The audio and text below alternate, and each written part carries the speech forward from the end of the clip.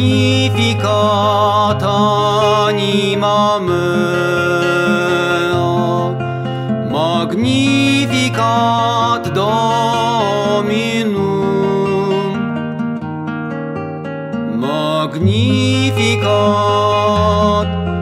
magnificat anima mea, Dominum.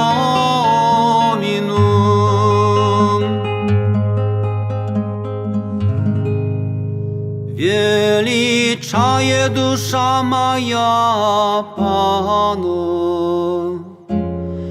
і узрадовався дух мою Богу моїм Збавцю.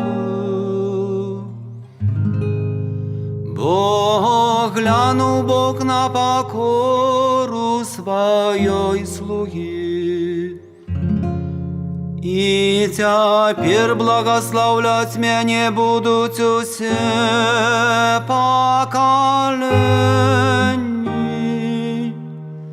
Magnificat anima mea, magnificat Dominum,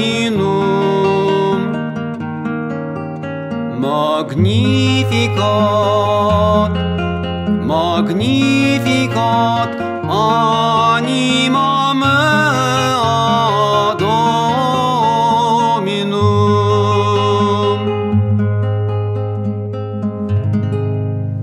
Bo wielkie uczynił mnie всемогутny, a imię Jego świętoje. I miłosierność Jego z pokolenia w pokolenie nad tymi, kto Jego boится. Magnificat anima mea, magnificat Dominum, magnificat, magnificat anima mea, Dominum.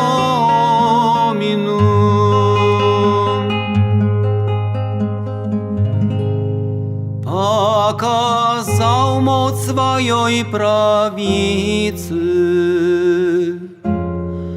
рассеял tych, кто пыхливы сердцем,